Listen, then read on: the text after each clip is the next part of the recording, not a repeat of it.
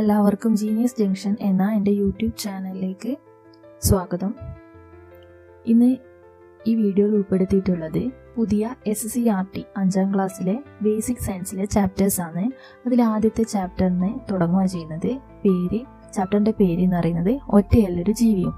അപ്പോൾ ഇനി ആ ഒരു ചാപ്റ്ററിലേക്കാണ് പോകുന്നത്. എന്തൊക്കെയാണ് ഇതിൽ ഉൾപ്പെടുത്തിയിട്ടുള്ളത് എന്നൊക്കെ നോക്കാം. നമ്മുടെ ഭൂമിയിൽ എല്ലാ ജീവജാലങ്ങളും പരസ്പരം ആശ്രയിക്കുന്നുണ്ട്. അത് പല പല കാര്യങ്ങൾക്ക് വേണ്ടിയാണ്. അതായത് ആഹാരമായാലും വാസസ്ഥലമായാലും ഇങ്ങനെ പല ആവശ്യങ്ങൾക്കും വേണ്ടിയിട്ടാണ് ഒരു ജീവി മറ്റൊരു ജീവിനെ ആശ്രയിക്കുന്നത്. ഇങ്ങനെ ആഹാരത്തിനായിട്ട് ജീവികൾ പരസ്പരം ആശ്രയിക്കുന്നതിനെ ആഹാര ശൃംഖല അഥവാ ഫുഡ് വെബ് എന്നാണ് പറയുന്നത്. അതുപോലെ ടെക്സ്റ്റ് ബുക്കിൽ ഇതിന് ഒരുപാട് ഉദാഹരണങ്ങൾ കൊടുത്തിട്ടുണ്ട്. അതിലൊരു ഉദാഹരണം, ഒരു നെൽച്ചെടീൻ്റെ ചിത്രം കൊടുത്തിട്ട് അതിൽ നിന്ന് നേരെ പുൽച്ചാടി ആ നെൽച്ചെടീനെ ആശ്രയിക്കുന്നുണ്ട്. പിന്നെ ഈ പുൽച്ചാടീനെ പക്ഷികൾ ആശ്രയിക്കുന്നുണ്ട്. ഇതൊരു ഫുഡ് ചെയിനായിട്ട് പോകുന്നു. ഇനി ഇതേ നെൽച്ചെടീനെ തന്നെ മാൻ ആശ്രയിക്കുന്നുണ്ട് ഭക്ഷണത്തിനായിട്ട്. ഈ മാനിനെ കടുവ ആഹാരമാക്കുന്നുണ്ട്. അപ്പോൾ ഒന്നിൽ നിന്ന് തന്നെ ഒന്നിൽ കൂടുതൽ, അതായത് ഒരു നെൽച്ചെടീനെ വെച്ചുകൊണ്ട് ഒരു ജീവി മാത്രമല്ല ആശ്രയിക്കുന്നത്, പല പല ജീവികളും ആശ്രയിക്കുന്നുണ്ട്. അപ്പോൾ ആഹാര ശൃംഖല എന്ന് പറയുന്നത് എപ്പോഴും ഒരു കെട്ടുപിണഞ്ഞ രീതിയിലേക്കും കാണാൻ പറ്റുക.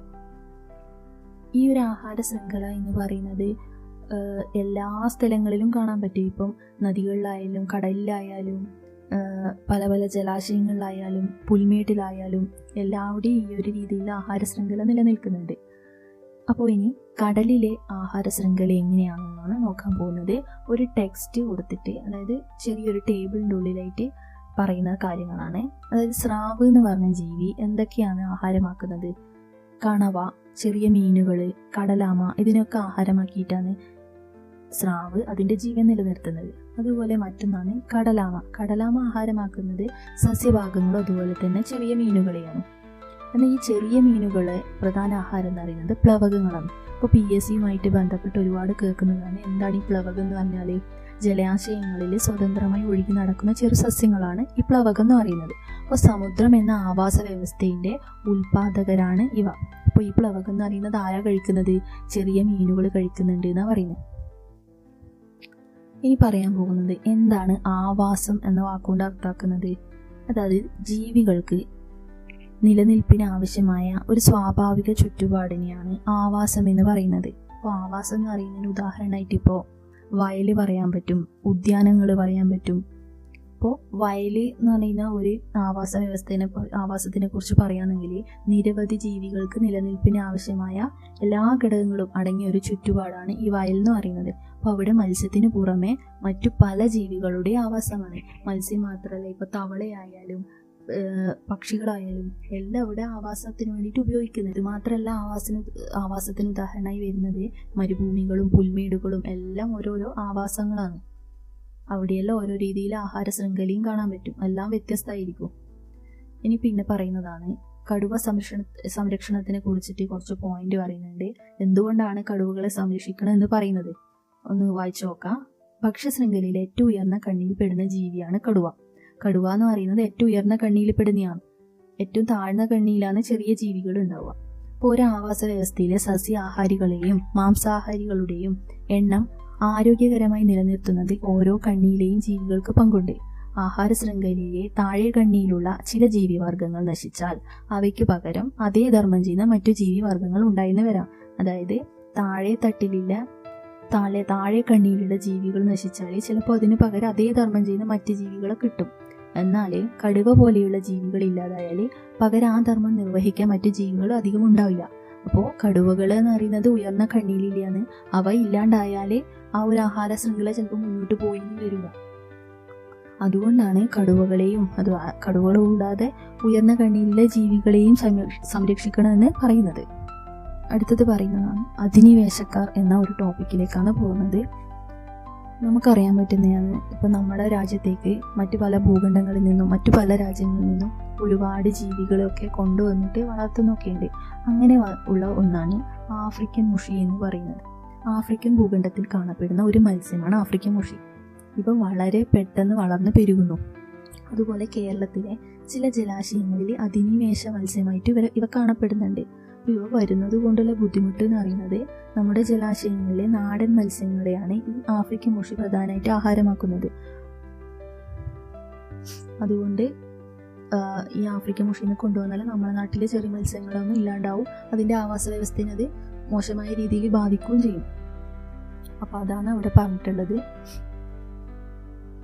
ഇനി പറയാൻ പോകുന്നത് സസ്യങ്ങളിലെ ആഹാര നിർമ്മാണം എങ്ങനെയാണെന്നുള്ളതാണ്. എല്ലാവർക്കും അറിയുന്ന കാര്യം തന്നെയായിരിക്കും, എന്നാൽ അതൊന്നും കൂടി പറയാം. കാർബൺ ഡൈ ഓക്സൈഡും ജലം എന്നിവ ഉപയോഗിച്ചാണ് സസ്യങ്ങൾ ആഹാരം നിർമ്മിക്കുന്നത്. അതുപോലെ സൂര്യപ്രകാശത്തിൽ നിന്നുള്ള ഊർജ്ജമാണ് ഇതിന് പ്രധാനമായിട്ട് ഉപയോഗിക്കുന്നത്. ഇതിനെയാണ് ഈ ഒരു പ്രവർത്തനത്തിനെയാണ് പ്രകാശ സംശ്ലേഷണം അഥവാ ഫോട്ടോസിന്തസിസ് എന്ന് പറയുന്നത്. ഇലകളിലെ ഹരിതകം എന്ന വർണ്ണകമാണ് സസ്യങ്ങളിലെ ആഹാര നിർമ്മാണത്തിന് സഹായിക്കുന്നത്. അപ്പോൾ ഈ പ്രവർത്തനത്തിൻ്റെ ഫലമായിട്ട് ഓക്സിജൻ ഉണ്ടാകുന്നുണ്ട്. അപ്പോൾ ഇലകൾക്ക് പച്ച നിറം നൽകുന്നത് ഹരിതകമാണെന്ന് പറഞ്ഞു. അതുപോലെ തന്നെ ഈ ഹരിതകം തന്നെയാണ് ആഹാര നിർമ്മാണത്തിനും സഹായിക്കുന്നത്. ഇനി ഈ ചുവപ്പ് നിറം നൽകുന്ന വർണ്ണകമാണ് ആന്തോസയാനിൻ എന്ന് പറയുന്നത്. ഓറഞ്ച് നിറം നൽകുന്നത്, അതായത് ഇപ്പോൾ ക്യാരറ്റ് എടുക്കുകയാണെങ്കിലും അതുപോലെ ചില സസ്യങ്ങളിലെ ഇലകളിൽ ഓറഞ്ച് കളറായിട്ട് കാണുന്നത്, അതിൻ്റെയൊക്കെ കാരണം എന്ന് അറിയുന്നത് ആ സസ്യത്തിൽ കരോട്ടിൻ എന്ന വർണ്ണകം ഉള്ളത് കൊണ്ടാണ്. ഇനി മഞ്ഞ നിറം നൽകുന്നതാണ് സാന്തോഫിൽ എന്ന് പറയുന്നത്. അപ്പോൾ പച്ച നിറം നൽകുന്നത് ഹരിതകം, ചുവപ്പ് നിറമാണെങ്കിൽ ആന്തോസയാനിൻ, ഓറഞ്ച് ആണെങ്കിൽ കരോട്ടിൻ, മഞ്ഞ നിറം നൽകുന്നത് സാന്തോഫിൽ.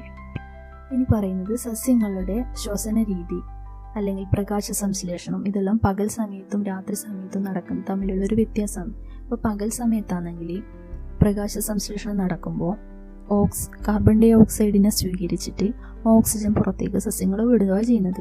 ഇതിൻ്റെ ജസ്റ്റ് ഓപ്പോസിറ്റായിരിക്കും രാത്രി കാലങ്ങളിൽ നടക്കുന്നത്.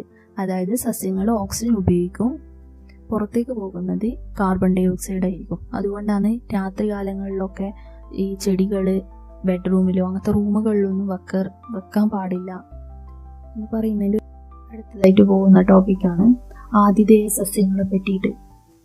അപ്പോൾ എല്ലാ സസ്യങ്ങളും ഇതുപോലെ സൂര്യപ്രകാശം ഉപയോഗിച്ചുകൊണ്ട് സ്വയം ആഹാരം നിർമ്മിക്കുക എന്നൊന്നും പറയാൻ പറ്റില്ല.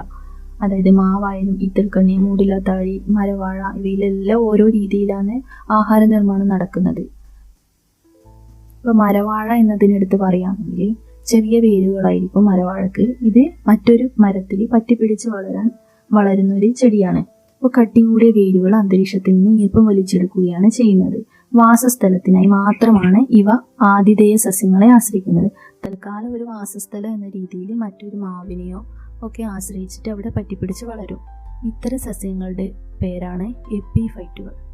അപ്പോൾ എപ്പിഫൈറ്റ് എന്ന് പറഞ്ഞാൽ ഈ ഒരു മരവാഴ മാത്രമല്ല, ഓർക്കിഡും ഒരു എപ്പിഫൈറ്റിന് ഒരു ഉദാഹരണമാണ്. എന്നാൽ ചില സസ്യങ്ങൾ ഇതുപോലെ വളരുന്ന സമയത്ത് ആ മാവിൻ്റെ, ഇപ്പം മാവ് എന്ന മരത്തിനെ പറ്റിപ്പിടിച്ച് വളരുന്ന ഒന്നാണ് ഇത്തിൽക്കണ്ണി എന്ന് പറയുന്നത്. അപ്പോൾ ഈ ഒരു സസ്യമാണെങ്കിൽ സ്വയം ആഹാരം നിർമ്മിക്കുക എന്നല്ല ചെയ്യുന്നത്, ആ മാവിൽ നിന്നും ആഹാരം, ആ മാവ് അല്ലെ ആ ഒരു സസ്യം ഉണ്ടാക്കിയ ആഹാരം വേരുകളിലൂടെ ഇവ വളരാൻ വേണ്ടിയിട്ട് ഉപയോഗിക്കുന്നുണ്ട്. അപ്പോൾ അതിൻ്റെ നാശത്തിന് കാരണമാവും ചെയ്യുന്നു. അപ്പോൾ ഇത്തിൽക്കണ്ണീനെ കുറിച്ചാണ് പറയുമ്പോൾ വന്നത്, ആതിഥേയ സസ്യങ്ങളിൽ നിന്ന് ജലവും ലവണവും വലിച്ചെടുത്ത് സ്വയം ആഹാരം നിർമ്മിക്കുന്നു. അതിനാൽ ഇത്തിൽക്കണ്ണി പോലുള്ള സസ്യങ്ങളെ അർദ്ധപരാതം അഥവാ സെമി പാരാസൈറ്റ്സ് എന്ന് പറയുന്നു. ഇനി പൂർണ്ണപരാതം എന്താണെന്ന് നോക്കാം. ആതിഥേയ സസ്യങ്ങളിൽ നിന്ന് പോഷകഘടകങ്ങൾ വലിച്ചെടുക്കാൻ കഴിയുന്ന വേരുകളായിരിക്കും ഇവക്കുള്ളത്. ആതിഥേയ സസ്യത്തിൽ നിന്നും പോഷകഘടകങ്ങൾ വലിച്ചെടുക്കുന്ന മൂടിലത്താളി പോലുള്ള സസ്യങ്ങളെ പൂർണ്ണപരാതം എന്നും പറയുന്നു. അപ്പോൾ എല്ലാ സസ്യങ്ങളും ഒരേ രീതിയിലായിരിക്കും ആഹാരം നിർമ്മിക്കുന്നത്. അതിന് ഓരോന്നായിട്ട് ക്ലാസിഫൈ ചെയ്തിട്ടുണ്ട്. പൂർണ്ണപരാതം, അർദ്ധപരാതം, പരാത സസ്യങ്ങൾ, അങ്ങനെ. അപ്പോൾ ഈ മൂന്നിനും ഉദാഹരണം വെച്ചിട്ടാണ് പറഞ്ഞത്. ഈ ഒരു ഉദാഹരണം മാത്രമല്ല, ഇനിയും ഉദാഹരണങ്ങളുണ്ട്, അത് നിങ്ങൾ കണ്ടെത്തുക. അപ്പോൾ ഇത്രയും മാത്രമേ ഈ ഒരു ചാപ്റ്ററിൽ ഉൾപ്പെടുത്തിയിട്ടുള്ളൂ. ഇതൊന്നും കൂടി റിവൈസ് ചെയ്ത് നോക്കുക, പഠിക്കുക. Okay, thank you.